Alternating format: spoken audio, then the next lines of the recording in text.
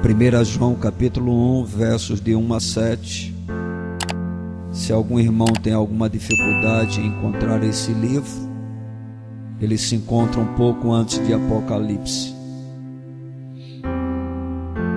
É um dos últimos livros da palavra de Deus. E diz assim a bendita palavra do Senhor: o que era desde o princípio, o que temos ouvido, o que temos visto com os nossos próprios olhos, o que contemplamos e as nossas mãos apalparam com respeito ao verbo da vida. E a vida se manifestou, e nós a temos visto, e dela damos testemunho, e vos anunciamos a vida eterna, a qual estava com o Pai, e nos foi manifestada. O que temos visto e ouvido, anunciamos também a vós outros, para que vós, igualmente, mantenhais comunhão conosco. Ora, a nossa comunhão é com o Pai e com seu Filho Jesus Cristo. Estas coisas, pois, vos escrevemos para que a nossa alegria seja completa. Ora, a mensagem que da parte dele temos ouvido e vos anunciamos é esta: que Deus é luz e não há nele treva nenhuma. Se dissermos que mantemos comunhão com ele e andarmos nas trevas, mentimos e não praticamos a verdade. Se, porém, andarmos na luz, como ele está na luz, mantemos comunhão uns com os outros, e o sangue de Jesus, seu Filho, nos purifica de todo pecado.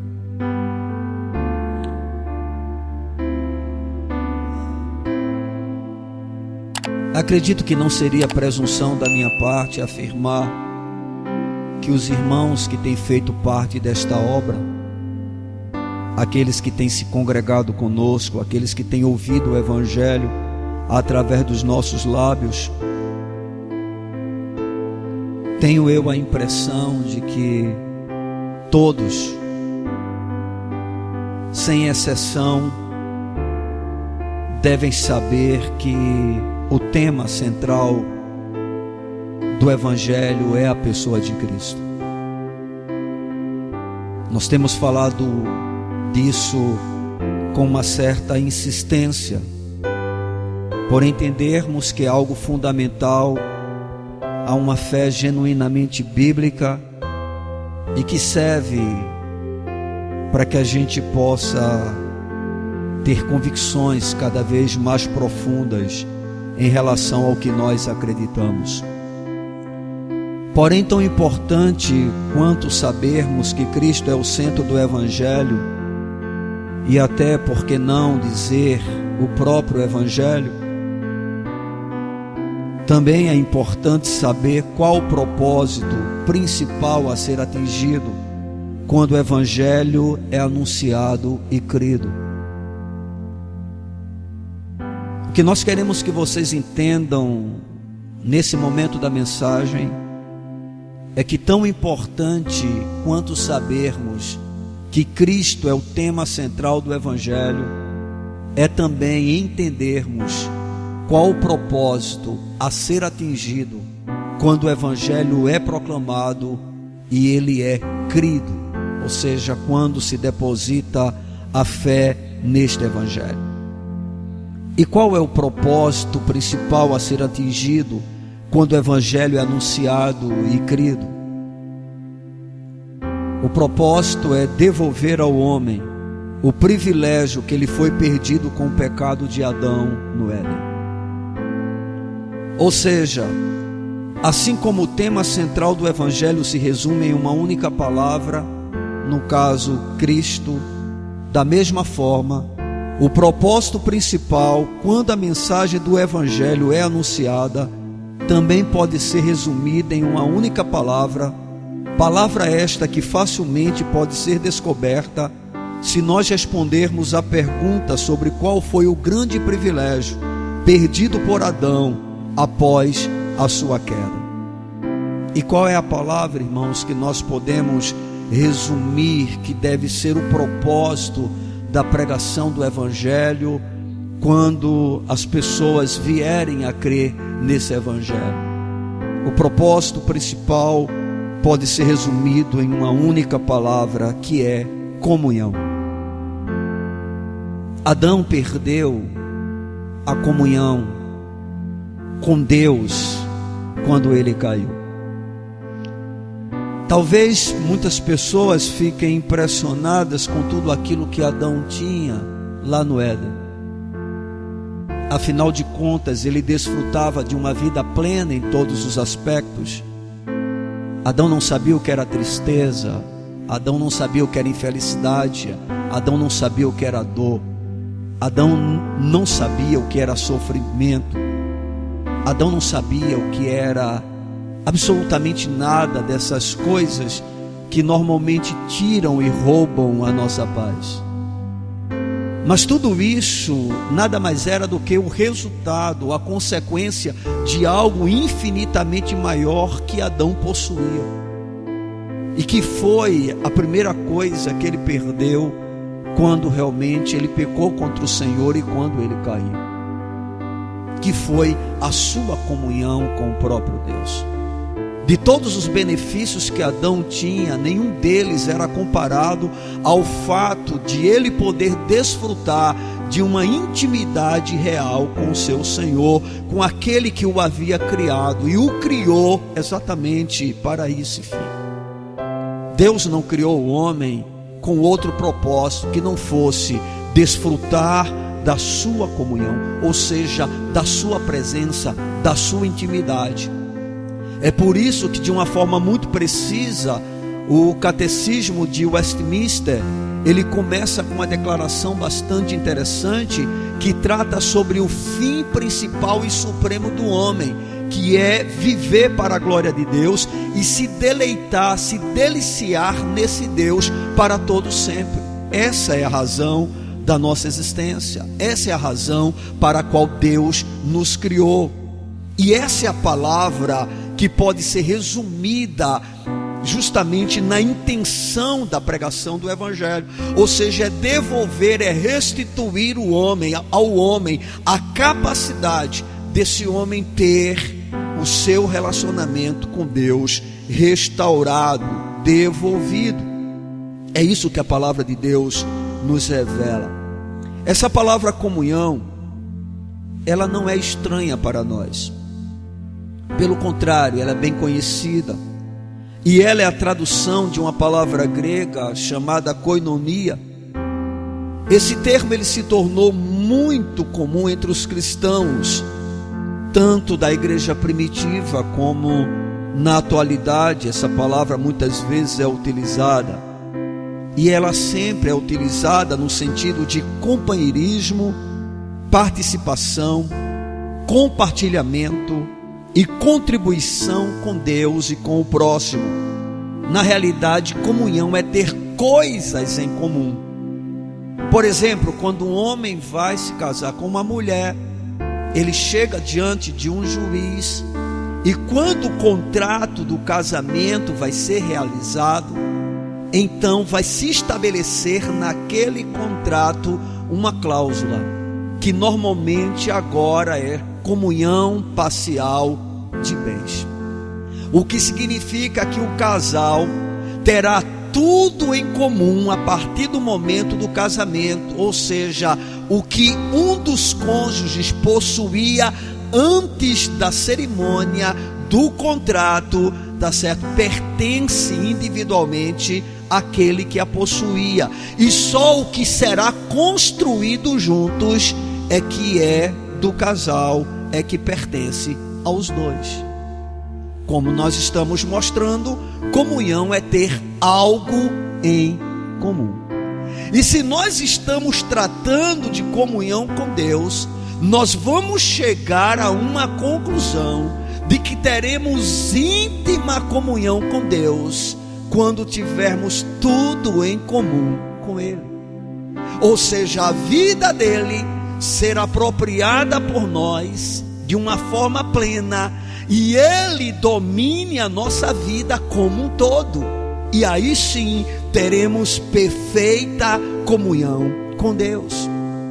Porque se nós observarmos a nossa vida como, assim, por experiência, a gente vai perceber que realmente nós temos coisas em comum com Deus, mas nos falta uma profunda intimidade com Ele. Ou seja, nós temos uma certa comunhão, mas não há uma comunhão profunda, que é o desejo do coração de Deus, do Pai, em relação às nossas vidas.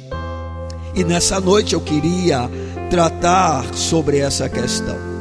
Já mostramos que o principal objetivo da pregação do Evangelho é restaurar a comunhão do homem com Deus. E comunhão, conforme a gente observa na primeira epístola escrita pelo apóstolo João, é o tema central de sua epístola. Ou seja, o assunto que João trata na sua primeira epístola, que é uma epístola chamada de universal, por ter sido escrita para todos os cristãos existentes naquela ocasião, tem como tema central a comunhão. E é sobre isso que nós queremos falar. Eu gostaria que os irmãos pudessem verificar comigo os versos de número 1 até o 4, onde o apóstolo diz o seguinte: o que era desde o princípio, o que temos ouvido, o que temos visto com os nossos próprios olhos, o que contemplamos e as nossas mãos apalparam com respeito ao verbo da vida. E a vida se manifestou, e nós a temos visto, e dela damos testemunho, e vula anunciamos, a vida eterna, a qual estava com o Pai e nos foi manifestada. O que temos visto e ouvido anunciamos também a vós outros, para que vós igualmente mantenhais comunhão conosco. Ora, a nossa comunhão é com o Pai e com seu Filho Jesus Cristo.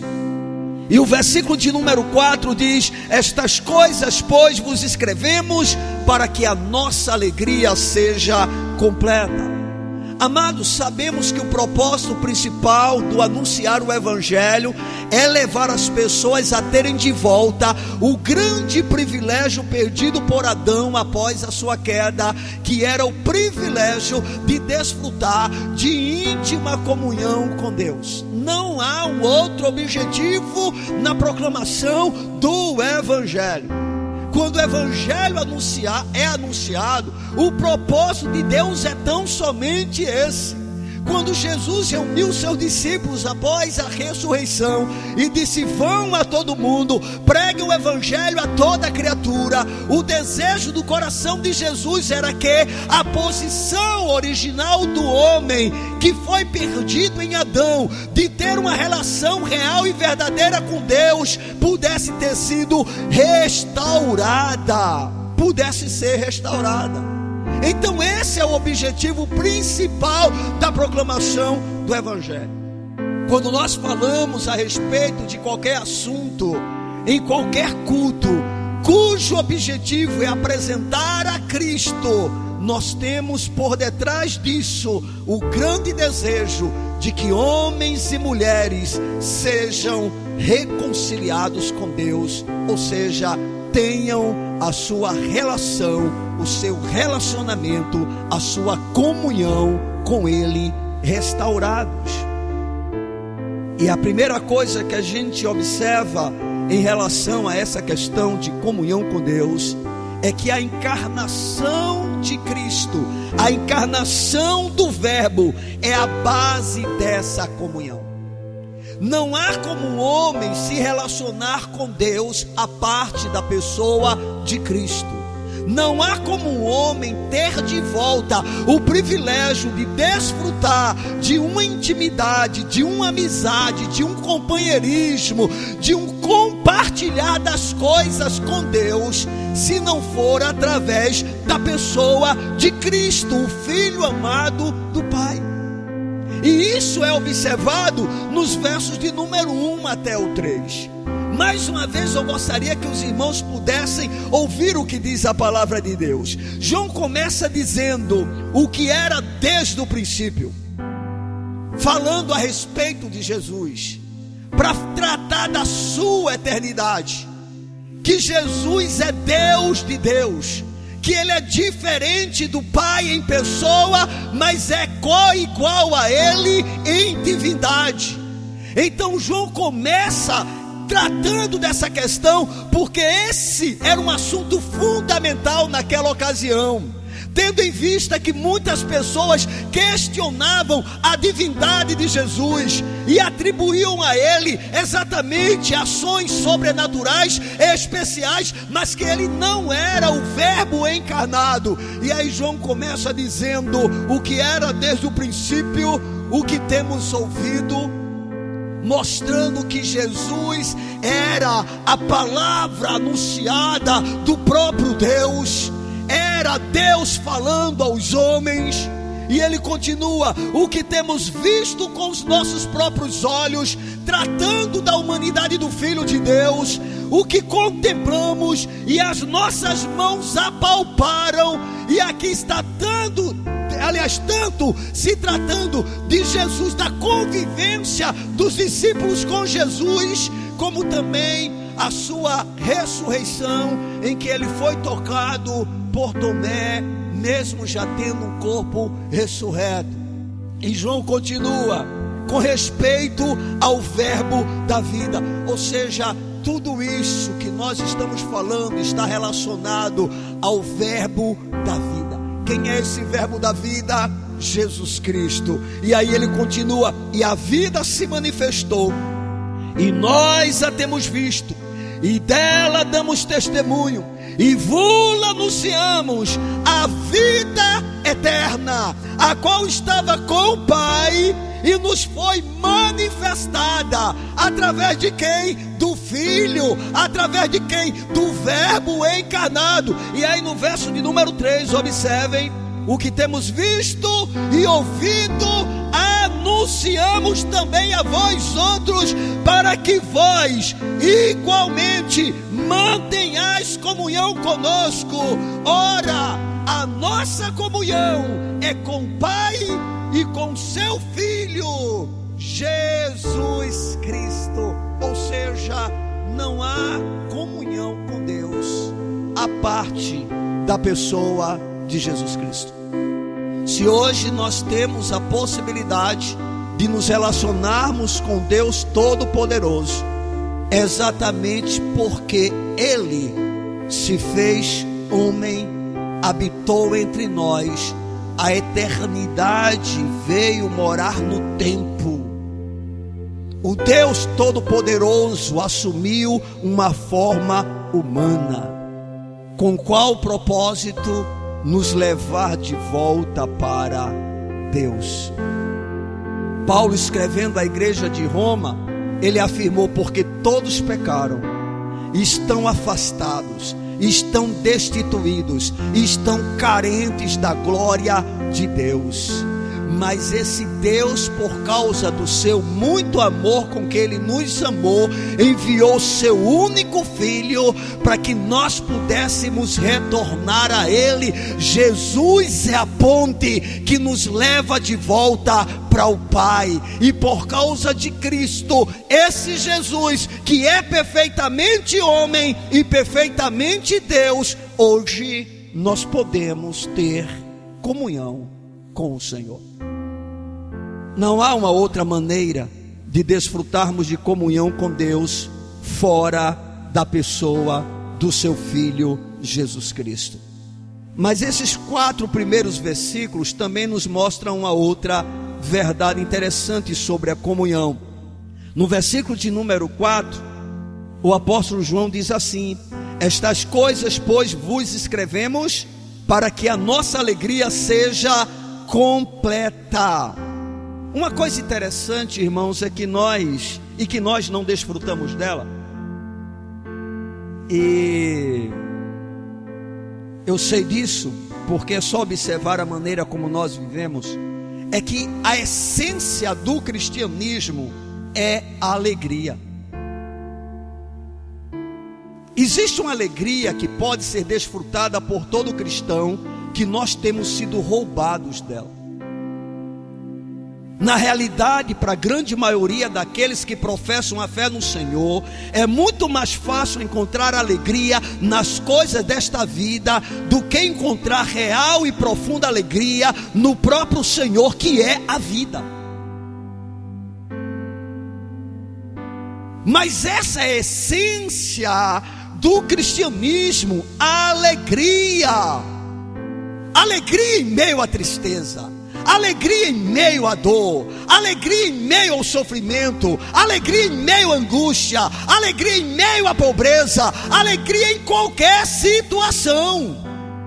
E talvez alguém se pergunte: mas que alegria é essa? De onde ela vem? Ela vem justamente da própria vida de Deus, da possibilidade de nos relacionarmos intimamente com Ele.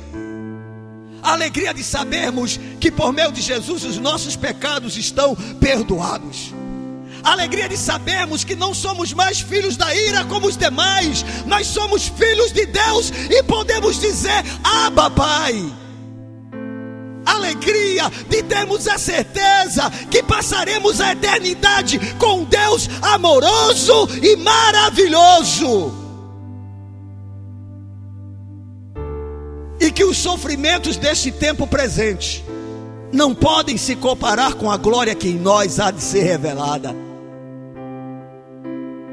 Quando nós desenvolvemos intimidade com o Senhor, uma das marcas da nossa vida passa a ser a alegria. Mas não é essa alegria observada quando as coisas estão bem, quando piadas estão sendo contadas, quando coisas boas estão acontecendo.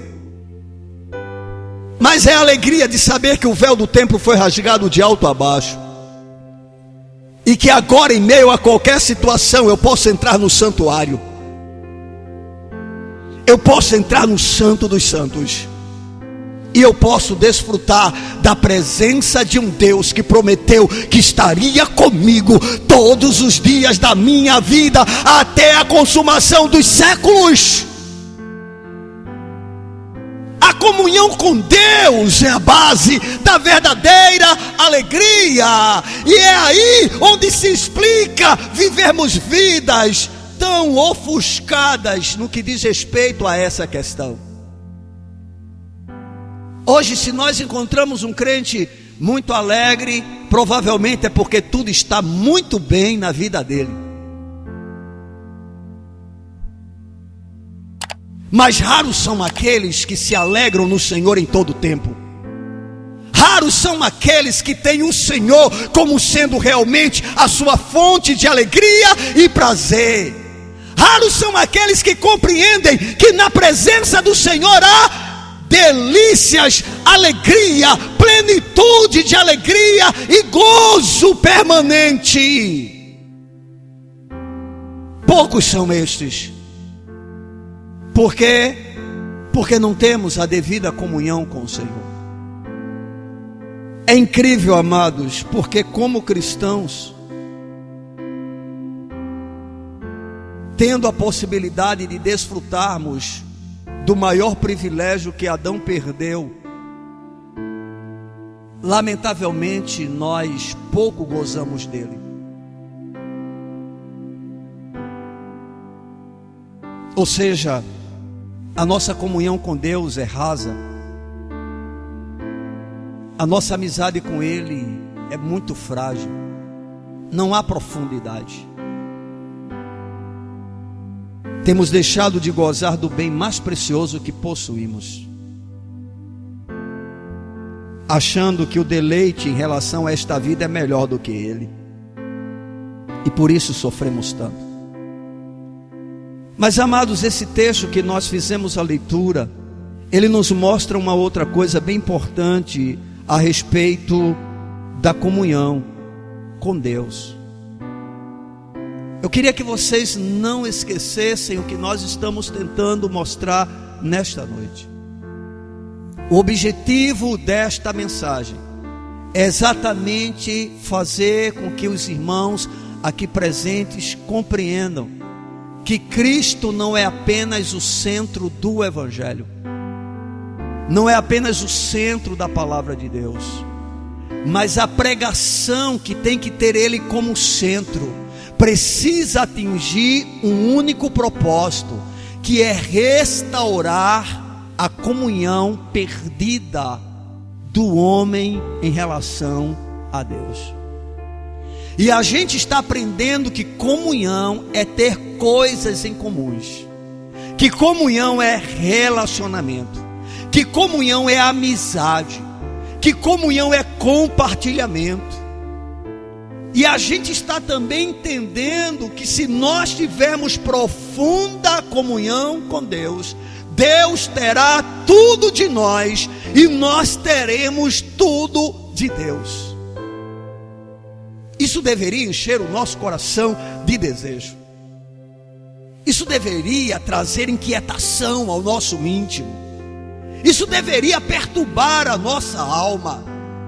Porque há tantas verdades dentro dessa palavra, vivenciadas pelos cristãos de outrora e por muitos do presente, que simplesmente nós sequer sabemos o que elas significam para nós. Nós simplesmente temos um conhecimento intelectual, porque a letra assim nos revela, mas falta uma experiência real.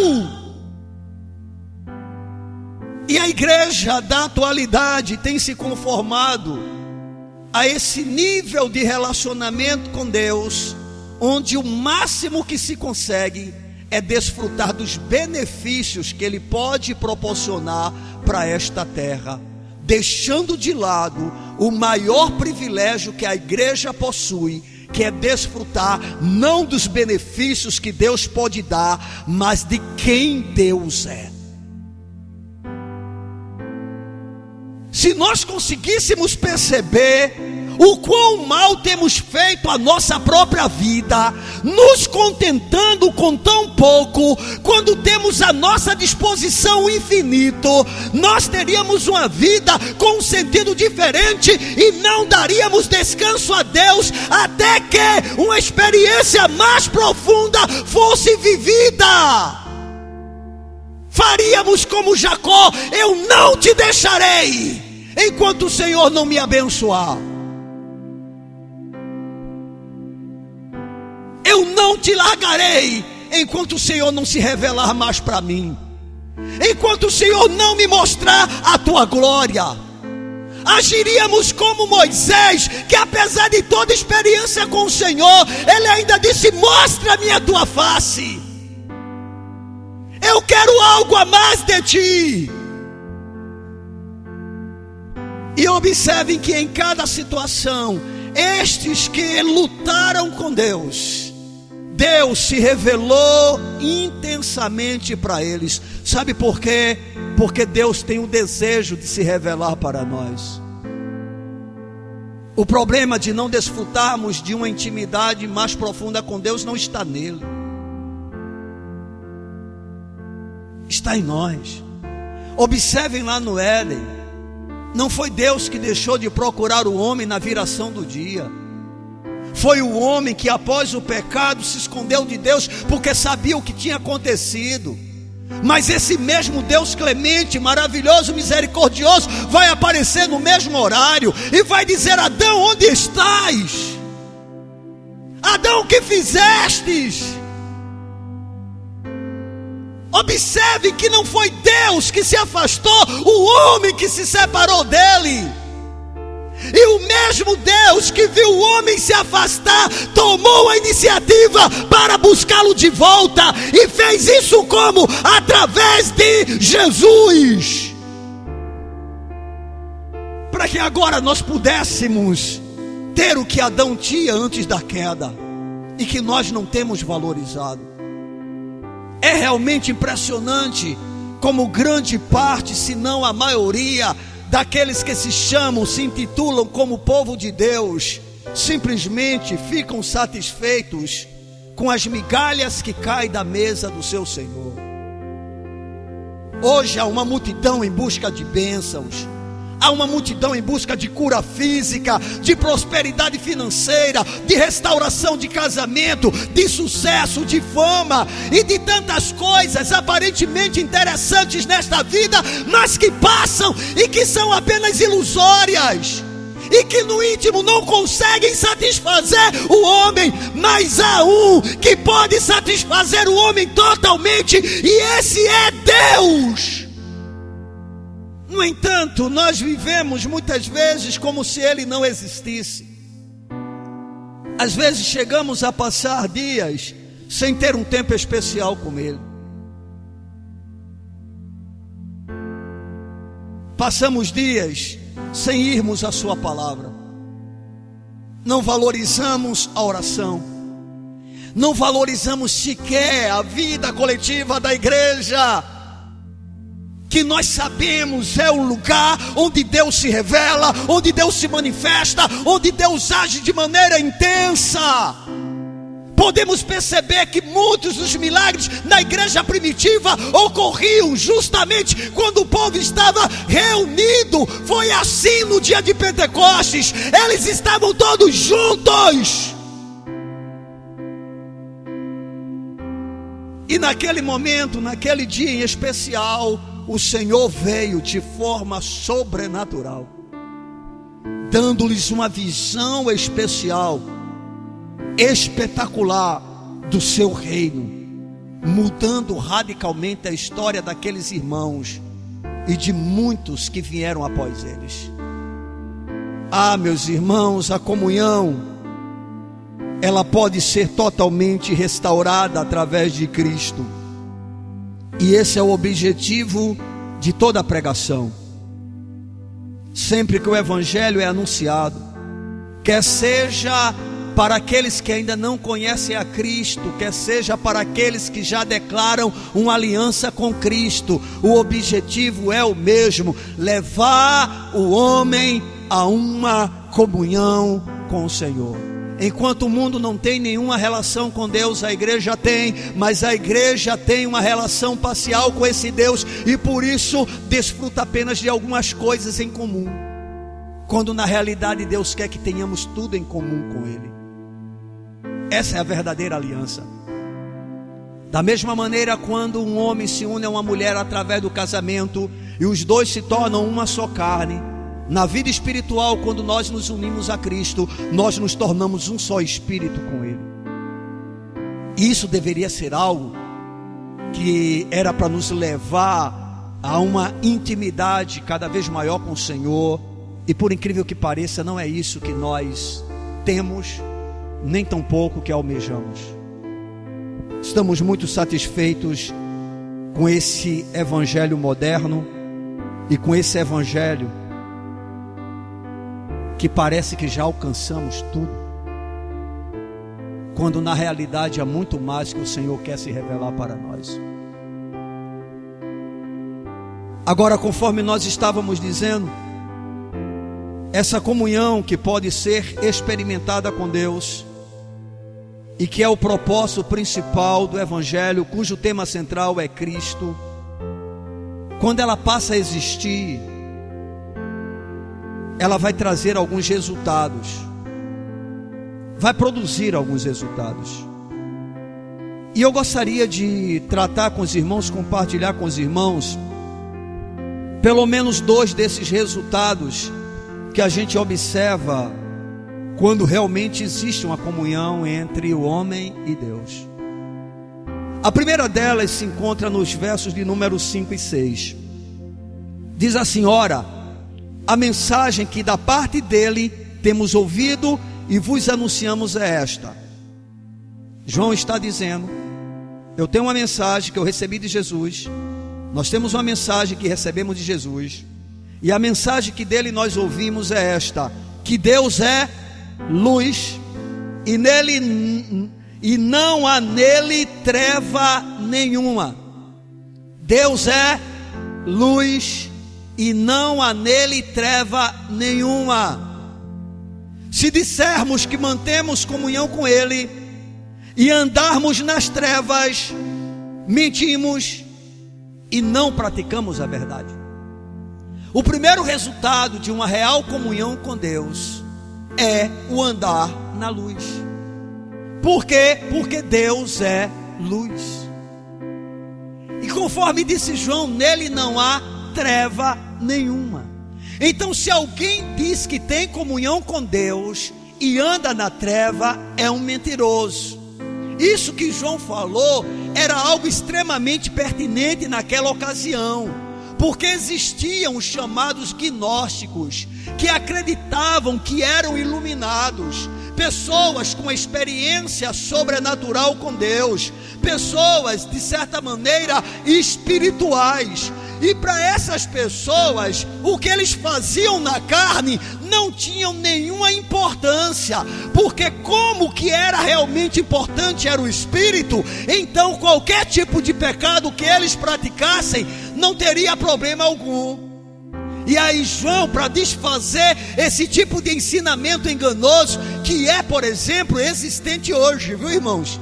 Ninguém se engane. Tem, por exemplo, algumas pessoas que dizem assim: uma vez salvo, salvo para sempre.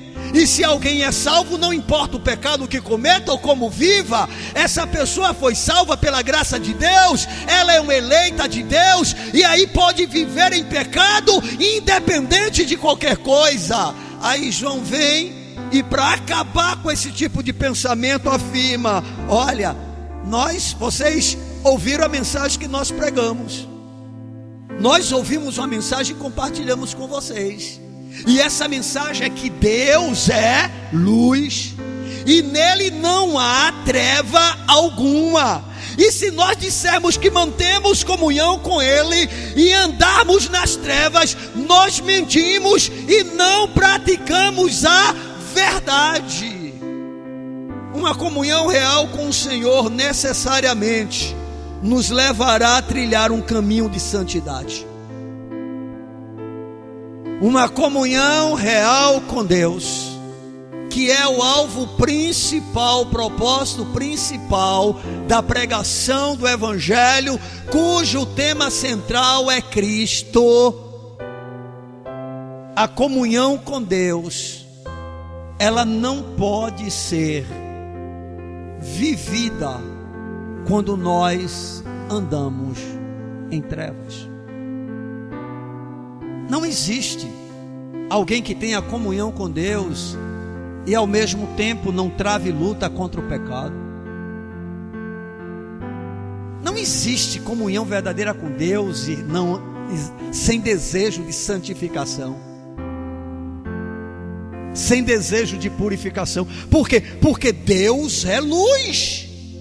E o que é comunhão? Não é ter algumas coisas em comum? E o que significa profunda ou íntima comunhão? Ter tudo em comum. Então, se Deus é luz, naturalmente Ele vai dissipar as trevas existentes no meu coração. Ou seja, tudo aquilo que não provém dEle, Ele vai tratando à medida em que eu vou andando em íntima comunhão com Ele. Quanto mais eu o conheço, mais eu prossigo para a santidade.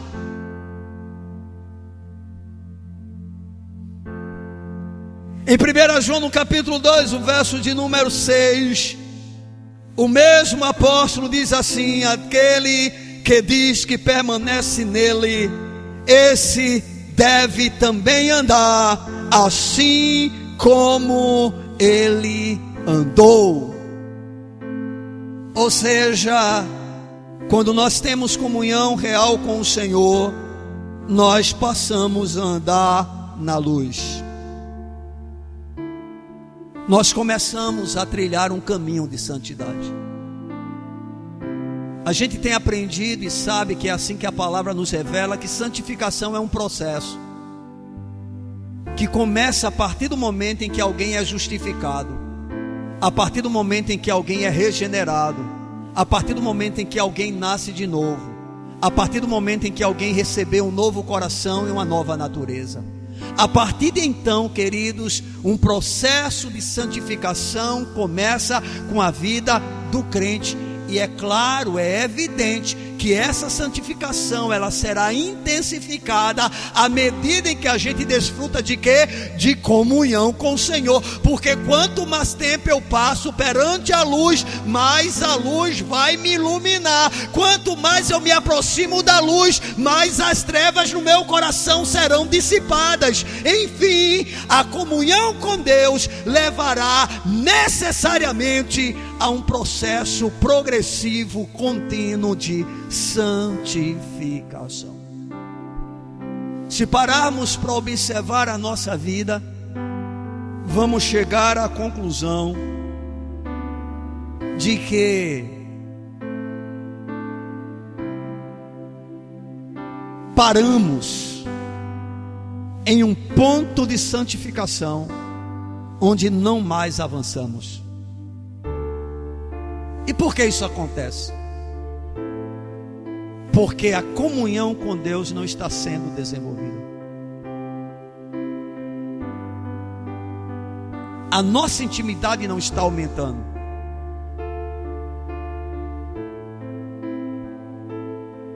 É isso que rouba de nós a possibilidade de avançarmos em santidade.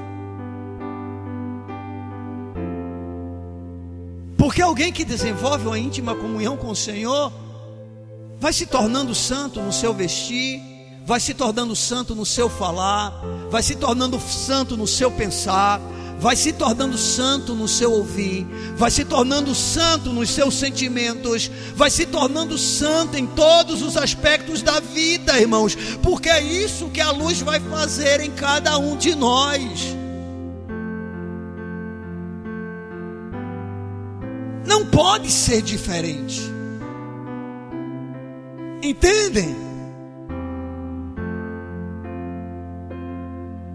É inadmissível, é inaceitável observarmos pessoas afirmando: bem, eu tenho uma relação com Deus, mas que relação é essa que não leva você a prosseguir na caminhada em santificação?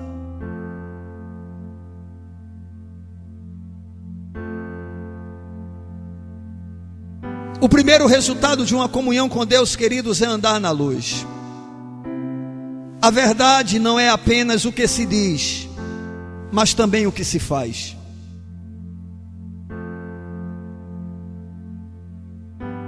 A vida cristã não consiste apenas em falar verdades, mas sobretudo em viver verdades. É isso que faz a grande diferença entre o cristianismo e as demais religiões. A segunda coisa importante que é produzida por uma comunhão real com Deus é que nós passamos a ter comunhão com os irmãos. Por favor, vejam o verso de número 7. Se porém andarmos na luz, que deve ser uma consequência natural de alguém que tem comunhão com Deus, porque Deus é luz e nele não há treva alguma. Concordam comigo? Não é assim que as Escrituras nos ensinam. Não é o que o apóstolo João está dizendo para a igreja. Não há uma outra alternativa. O que é ser cristão? É ter de volta o privilégio perdido em Adão. Qual foi o privilégio perdido em Adão? Comunhão com Deus. Como isso hoje pode existir? Através de Cristo.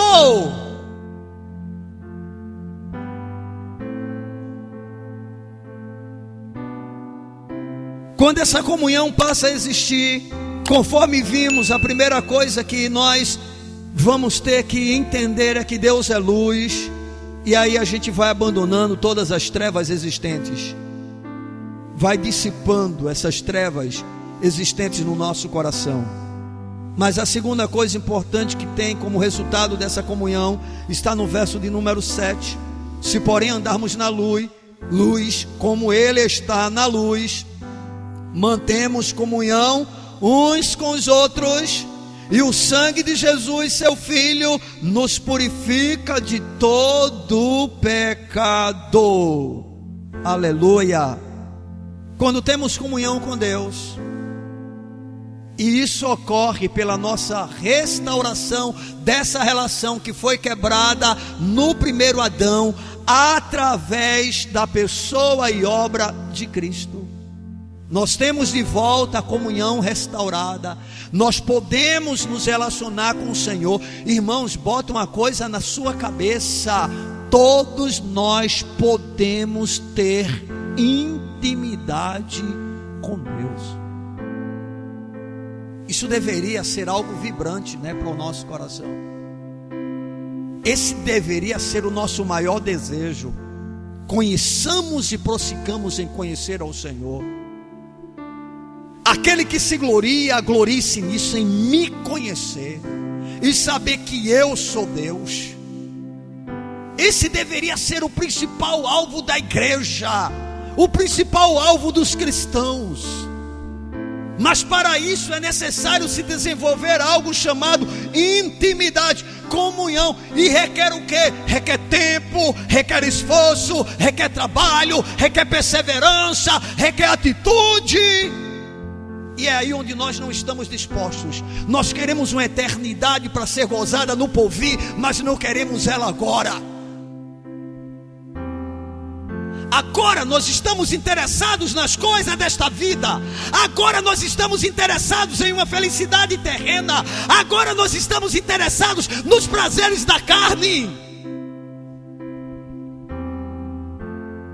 Porque essa eternidade por vir, ela pode ser desfrutada hoje.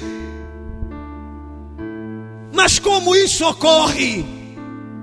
Através de uma intimidade com o Senhor, que vai fazendo com que a cada dia vejamos as nossas imperfeições e passemos a desejá-lo mais e mais, até que ele se revele de uma forma intensa para cada um de nós.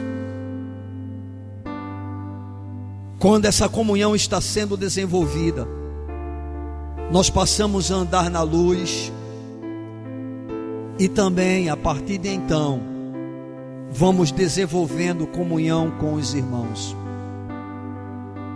Temos insistido sobre isso. Não há comunhão apenas assim. Se nós temos comunhão com o Senhor, nós teremos comunhão uns com os outros.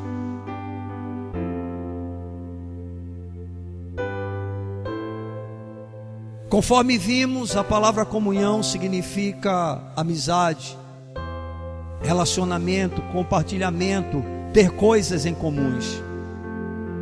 E quando nós temos comunhão com os irmãos, a verdadeira ideia que está por detrás disso é nos reunirmos para falar das coisas de Deus,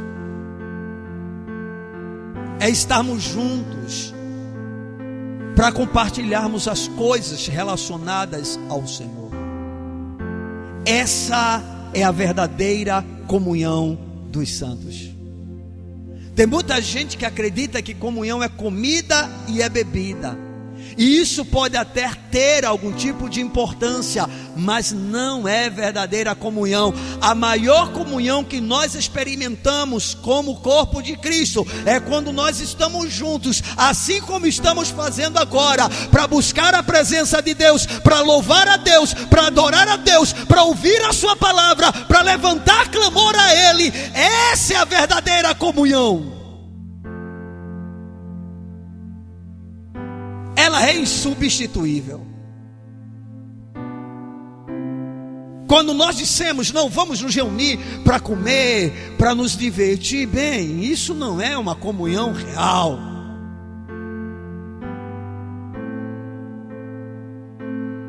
Mas quando nós estamos juntos, na presença de Deus, buscando a face de Deus, ouvindo a palavra de Deus, adorando a Deus, servindo ao Senhor, tratando dos assuntos relacionados ao seu reino, nós estamos com as mesmas coisas que devem nos unir, aquelas que são em comum para nós.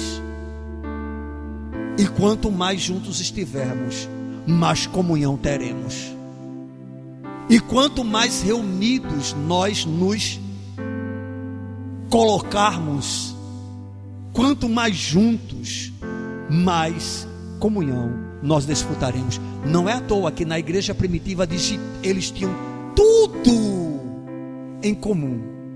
Mas observem que o texto começa: e perseveravam na doutrina dos apóstolos, e na comunhão, e nas orações.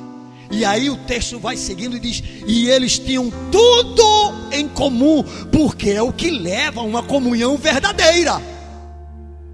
Ela vai nos libertando do nosso egoísmo, ela vai nos libertando do nosso individualismo, ela vai nos libertando do nosso isolamento social, da nossa vida voltada para nós mesmos.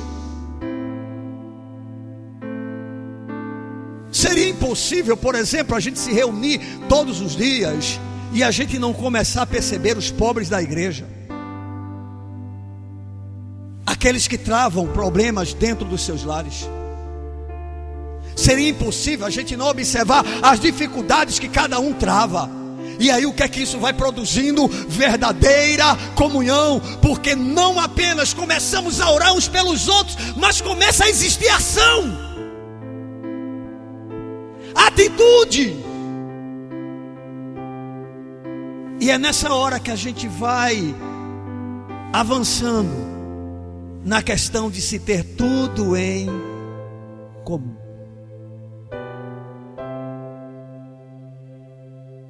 Comunhão, queridos, é orar, servir e ajudar em união.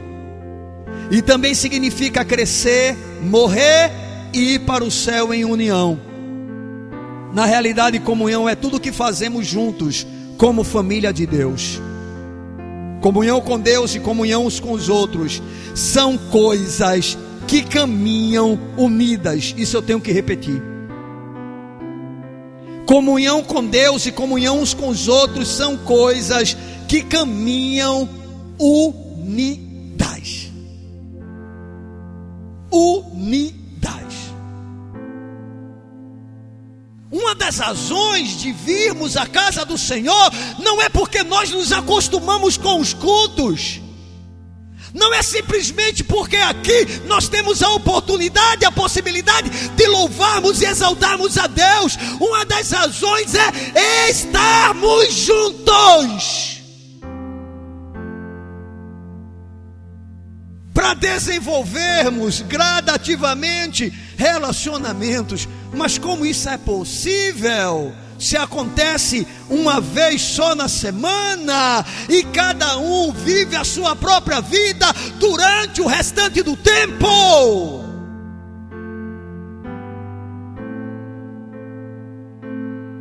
Não sabemos o que é verdadeira comunhão uns com os outros. E a resposta para isso é muito simples. É porque não sabemos o que é verdadeiramente comunhão com Deus. Estamos muito distantes, irmãos, daquilo que o Senhor deseja para nós. Muito distantes. Mas isso não me preocupa tanto.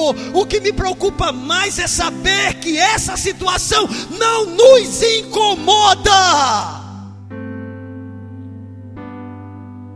Eu não me preocupo tanto com o fracasso, mas com a acomodação a ele. Eu não me preocupo tanto com a queda, mas com a postura que se adota após ela. Irmãos, nós somos pessoas que fomos deformados pelo maldito pecado. Nós travamos o tempo todo lutas interiores. Mas um dos maiores problemas da igreja atual é que sequer percebe essa luta. Não se consegue entender o nível que nós estamos vivendo de tão afastados de Deus. Será que nós não conseguimos perceber que falta alguma coisa? Será que nós não conseguimos notar o quanto estamos aquém do padrão que Deus deseja para nós? Será se nós não nos incomodamos quando lemos a palavra de Deus e vemos o contraste entre esses homens que foram usados tremendamente pelo Senhor e a nossa vida?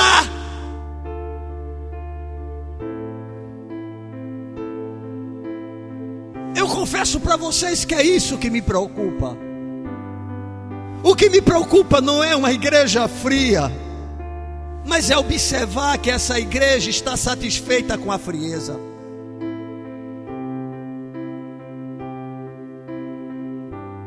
Isso é preocupante. E é o que nós percebemos, irmãos, nos nossos dias, e em especial na realidade que vivemos. Um povo que simplesmente está satisfeito com o cristianismo medíocre, satisfeito com o cristianismo pobre, satisfeito com o cristianismo sem poder, satisfeito com o cristianismo sem vida, fundamentado apenas em regras, em normas, em religiosidade, onde Deus não é desejado, onde Deus não é querido, onde Deus não é amado.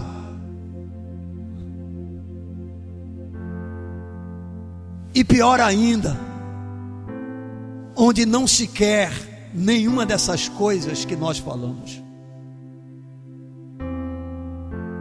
Preferimos trilhar a nossa vida como estamos.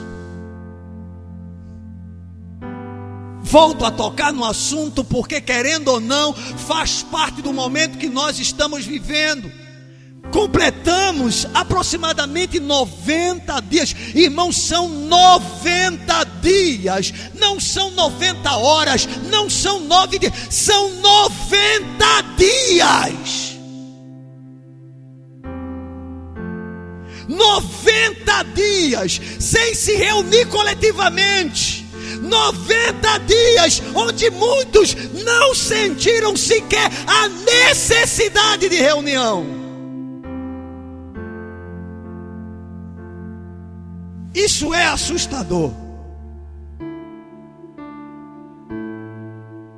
90 dias em que diariamente em alguns lugares existiam pessoas orando, pessoas frias como eu, pessoas indiferentes ao Senhor como eu, mas ali dizendo: Deus, nós precisamos de algo mais. Deus, tem compaixão, tem misericórdia, faz alguma coisa, manifesta o teu poder, derrama a tua graça, enche-nos do teu Espírito, desperta-nos, Senhor, tira-nos deste quadro de morte.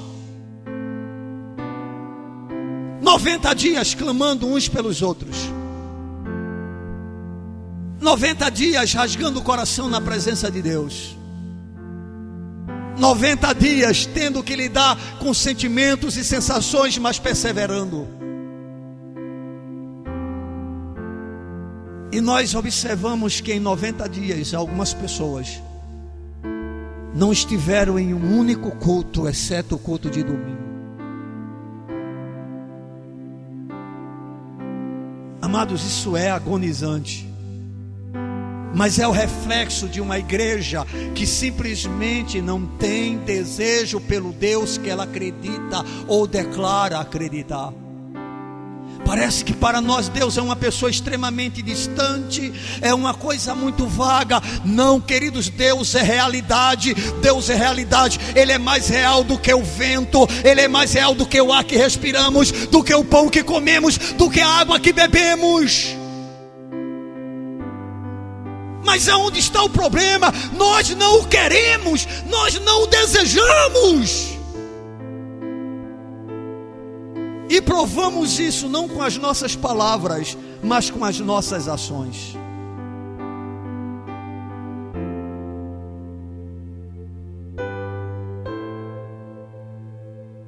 Nós cantamos um cântico, irmãos, que é incrível, que diz o seguinte: quando olho a tua santidade e contemplo a tua formosura, quando tudo se acaba diante do teu esplendor, aí diz: eu te adoro, eu te adoro. Aí a segunda estrofe diz o seguinte: quando encontro gozo. Por favor, vou repetir a palavra: quando encontro gozo. Você sabe o que significa gozo? Significa prazer, significa deleite, significa alegria. Quando encontro gozo aonde? não é simplesmente no que está no templo, no que acontece quando encontro gozo no teu coração, quando tua santidade reina em mim. E nós cantamos cânticos assim, com a maior naturalidade, sem percebermos o significado dele. Sabe de uma coisa, irmãos? Nós nos acostumamos a repetir como papagaios verdades profundas, sem termos a menor noção do que elas significam na praticidade da nossa vida. Mas como eu disse para vocês, não é isso que me preocupa. O que me preocupa é a gente fazer isso e sequer perceber que está fazendo. Eu não tenho receio do caos. Eu tenho receio quando o caos já não nos incomoda. E é isso que eu observo em grande parte do povo de Deus nos dias atuais e no nosso meio da mesma forma. Como é aceitável, como é admissível. Irmãos, eu queria que mais uma vez vocês parassem para pensar. Foi 1/3 do ano. 1/3 do ano que nós passamos, onde boa parte da igreja só estava preocupada e só está preocupada com o seu próprio umbigo.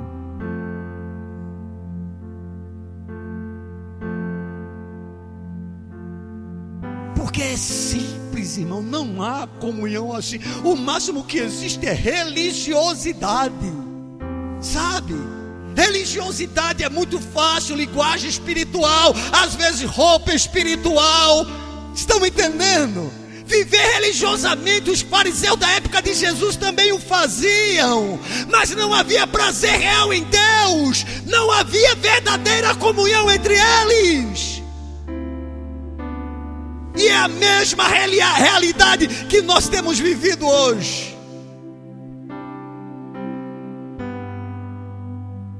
Somos um povo realmente roubado, um povo saqueado da presença de Deus.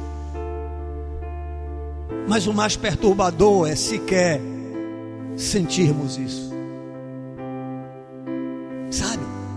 A gente pode chegar em um culto e ele ser gelado como for, a gente volta como se nada tivesse acontecido. A gente vai para casa, o máximo que a gente faz é reclamar.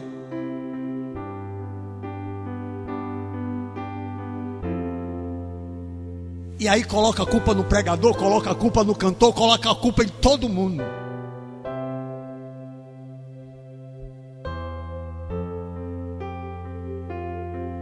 Todo mundo satisfeito.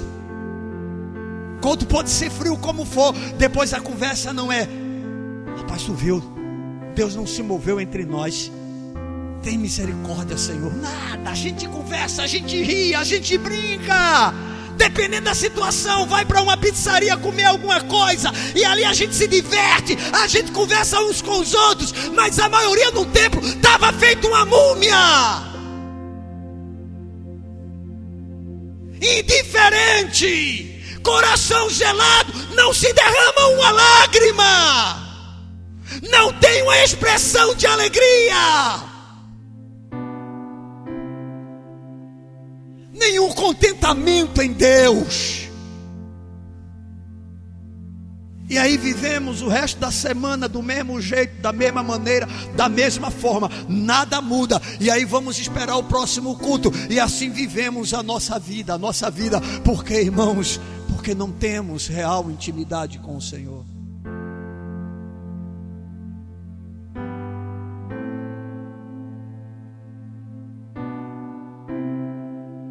Eu confesso para vocês que algumas coisas que a gente observa como pessoas que recebem da parte de Deus a responsabilidade para conduzir o seu rebanho,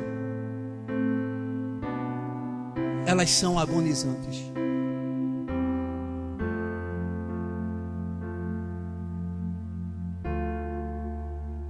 Eu fico muito feliz por saber que nós vamos voltar a nos reunir com 50 pessoas a partir de amanhã. Graças a Deus por isso.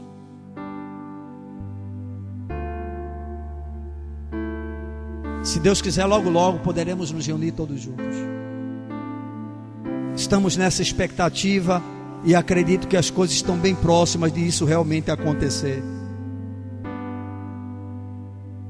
Mas, irmão, de que adianta estarmos todos juntos se não há comunhão?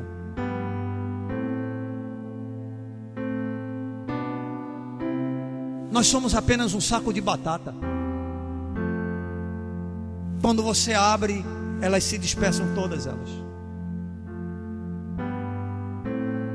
Não há ligamento. A gente não se transformou em pirê. Estamos todos separados um do outro.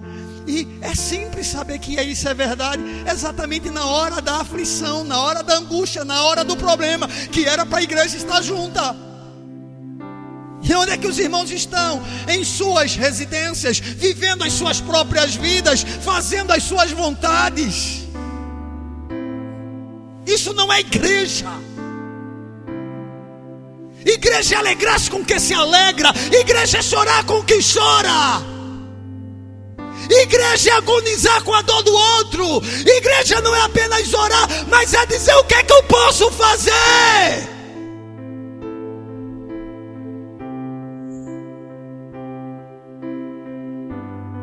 Mas nada disso move o nosso coração.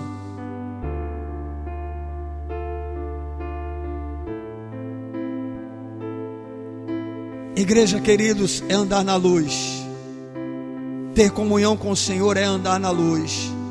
E quem anda na luz tem comunhão com os irmãos. Quando nós andamos com Deus, nós queremos estar com pessoas de Deus. Quando nós andamos com Deus, nós queremos estar com pessoas de Deus. Quando nós andamos com Deus, nós queremos estar com pessoas de Deus. E se você não quer estar com pessoas de Deus, talvez não esteja caminhando com Ele como você imagina. Quanto mais próximos estivermos do Senhor, mais próximos estaremos das pessoas de Deus. E mais vamos querer influenciar outras, para que elas possam conhecer a Cristo e assim possam desfrutar desse grande privilégio, desse maior privilégio que Adão perdeu no seu pecado em relação a Deus, que é gozar do próprio Deus, ter comunhão com Ele. Queridos, para concluirmos, eu gostaria de dizer que se nós somos cristãos, então o que nos caracteriza como tais é o privilégio de desfrutarmos de uma real comunhão com Deus, e isso resultará em andarmos na luz, como também mantermos comunhão uns com os outros. O que nos caracteriza como cristãos é o privilégio de termos comunhão com Deus. Isso nos leva a andarmos na luz. E quem anda na luz mantém comunhão uns com os outros. Amém, amados? Eu espero que você tenha compreendido a nossa reflexão. O centro de todo o Evangelho é Cristo. O principal propósito de se anunciar a Cristo é levar o homem que perdeu o privilégio que ele tinha lá no Éden, a ter de volta esse privilégio restaurado, que se chama comunhão. Essa comunhão, ela é fundamental, e ela tem como base a encarnação de Cristo, o verbo da vida. Essa comunhão é a base da alegria do crente, da alegria da igreja. Essa comunhão nos leva a andarmos na luz, porque Deus é luz. E se andamos na luz, mantemos comunhão uns com os outros. Quem tem comunhão com Deus ama estar com a igreja. Quem tem comunhão com Deus tem comunhão com a igreja. Eu não entendo porque isso parece ser tão difícil para alguns, mas ao mesmo tempo eu consigo compreender. É porque isso é o resultado de uma comunhão verdadeira com o Senhor. E isso não se gera no grito, isso não se gera na marra, isso não se gera com mensagens. Se não houver arrependimento, uma consciência e uma mudança de comportamento, nada acontecerá. Fica de pé na presença do Senhor. Isso é o resultado de uma comunhão verdadeira com o Senhor.